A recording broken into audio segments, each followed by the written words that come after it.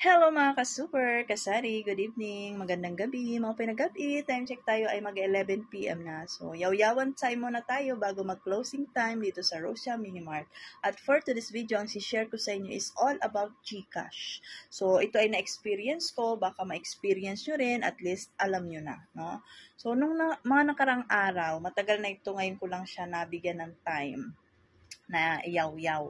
Di ba nung nakaraang mga araw, inaglo ko ang GCash, ayaw mag-express send, ayaw gumana, nabubuksan siya pero ayaw mag-express send.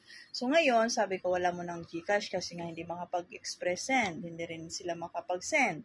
So ngayon, ang nangyari, nandun ako sa loob, si Indoy na dito, ang tindero. May customer na dumating at ipinipilit nga na express send, ayaw, ang ginamit na lang ay send with a clip.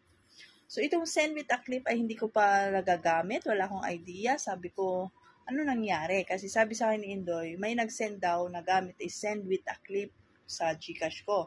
Tapos binigay na niya yung pera. Tapos tinignan ko yung transaction. Sabi ko, walang pumasok. Na-stress ako ng very light na, di ba? Sabi ko, bakit nag-transact ka ng send with a clip? Bakit pumayag ka? Hindi naman natin yung ginagawa. Nag-insist daw si Tumer, no, na i-send with a clip na lang daw kasi nga ayaw ng express send. So, dahil nga hindi ko siya makontak, hindi ko naman napuntahan yung bahay, so, na-stress na lang ako kay Indoy.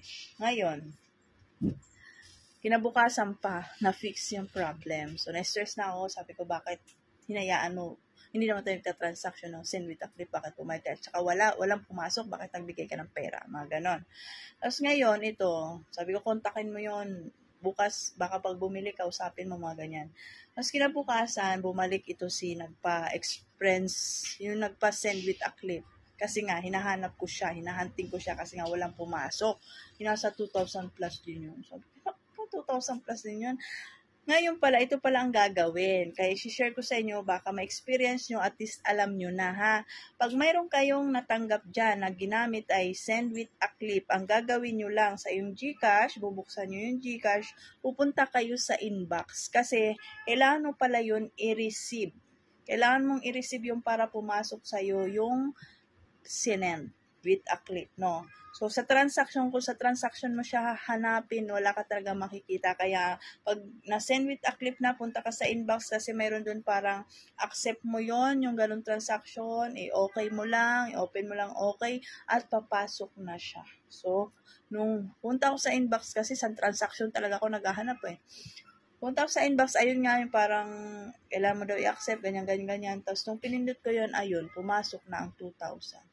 Sabi ko, ganito lang pala pag-send with a clip. Sabi ko, na-stress pa ako ng very, very light.